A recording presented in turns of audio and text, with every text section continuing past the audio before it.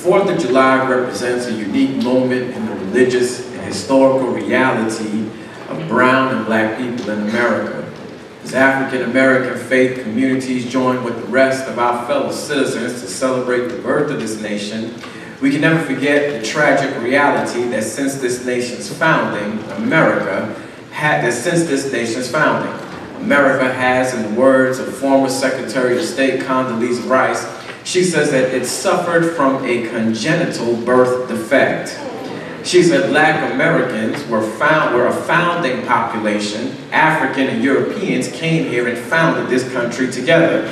Europeans by choice and the African in chains. She said that the birth defect of slavery and institutionalized racism serves as the primary reason African Americans stand in creative tension regarding independence. On one hand, we join with Langston Hughes as he captured the hope and determination that African Americans also possess when he writes, "I too sing America."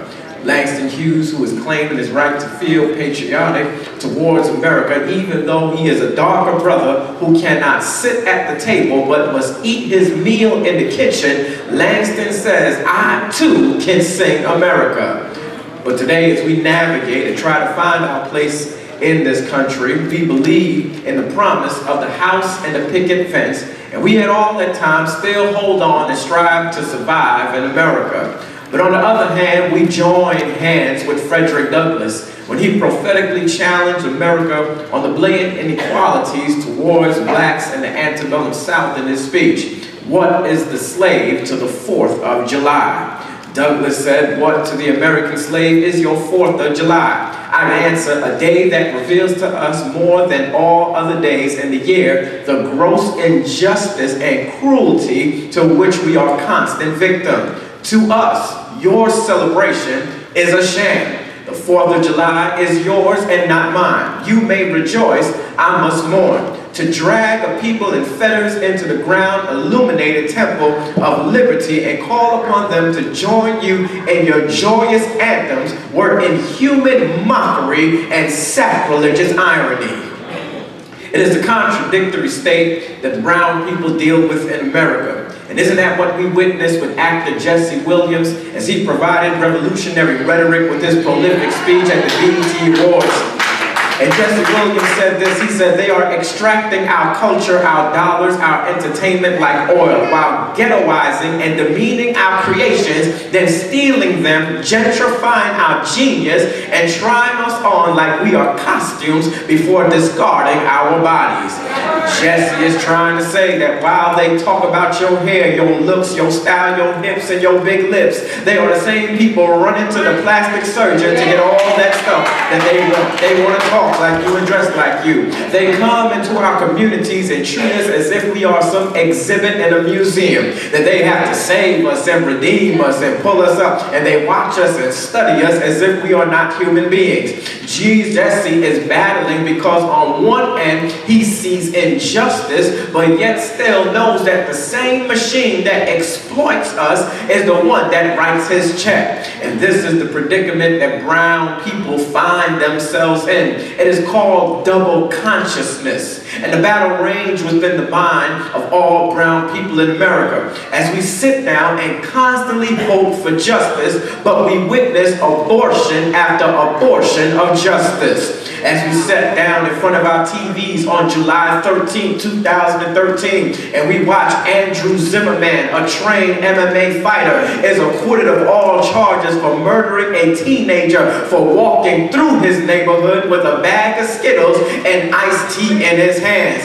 Then we figured that at least this time, we would get justice on our side. They got a video of Eric Garner as he's screaming, "I can't breathe, I can't breathe." And we knew we were going to have the victory in this chance, but to only sit down and realize we are at the same road, doing the same dance, and all officers are acquitted of all charges, and they could go home scot-free. But wait a minute, I know that this will turn in our favor. Michael Brown, a young man walking on a tax-paying street, public ground, but the officer just felt like he had to put him back in his place and then shoot him and leave him on the ground as if he is road kill. What is a black body worth in these yet-to-be United States of America? Leave him on the street, acquitted of all charges. Laquan McDonald, Tamir Rice, a little boy sitting in the park before the police could even run in. They say, put your hands up. They unloaded shots on the little boy and killed him. Rakia Boyd. And how about the staged death of Sandra Bland? You all know that that death scene was staged because everybody knows that you don't put a plastic bag in a cellmate with an inmate. And if an inmate is a threat to themselves, you would make sure you take any and everything that is on them that would harm themselves. And so they staged the death of Sandra Bland and still no justice. And oh, how quickly we forget that the media has turned our attention from Flint, Michigan, that a state could blatantly know that they were giving people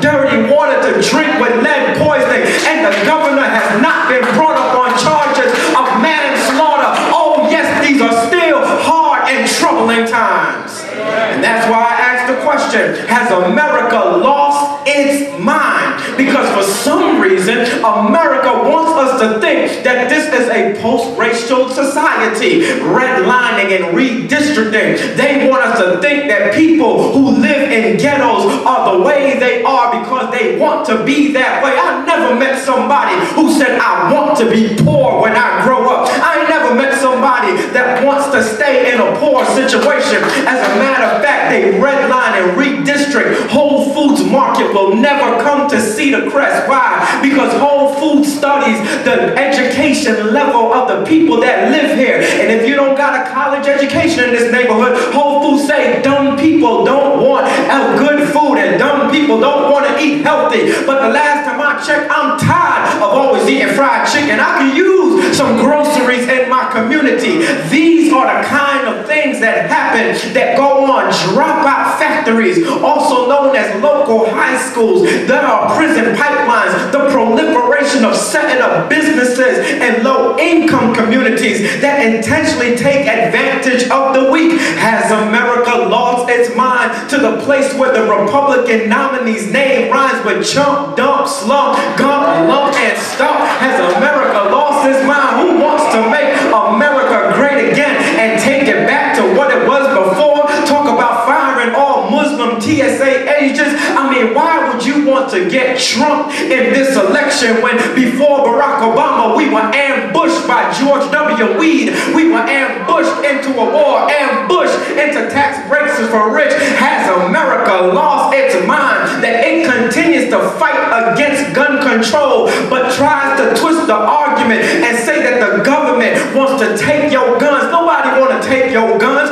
We just want to make sure it's harder for the nut to get his hands on the gun, and then when the nut gets the gun, he then takes the gun and floods the hood with all these illegal gun sales. Has America lost its mind to use the name of God and have the audacity to say, God bless America? How can God bless America when you ignore Matthew 24, 41 to 44, when it says, I was hungry and you cut off welfare, thirsty and you gave me brown water, I was homeless, you didn't build shelters, I was sick and you tried to veto Obamacare, I was in prison and instead of visiting me, you built more prisons to lock up more people that look like me. Has America lost its mind? I'm on my hobby horse today by participating and profiting from the transatlantic slave trade. Hold up, it wasn't transatlantic slave trade because the Atlantic Ocean ain't start slavery. Atlantic Ocean ain't had nothing to do with slavery. It was the European slave trade because the Atlantic Ocean can't enslave no one. It was European slave trade that dropped them slaves off in the Caribbean.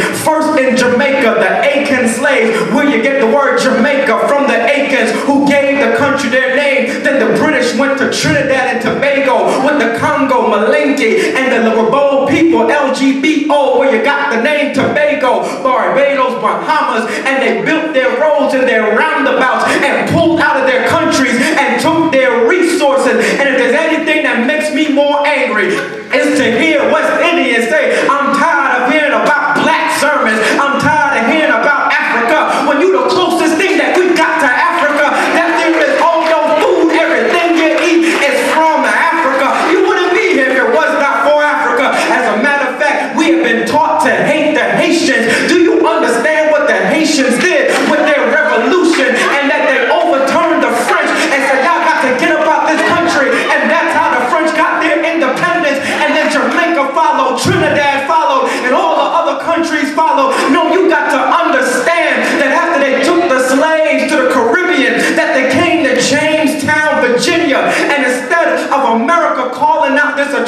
poverty. They became co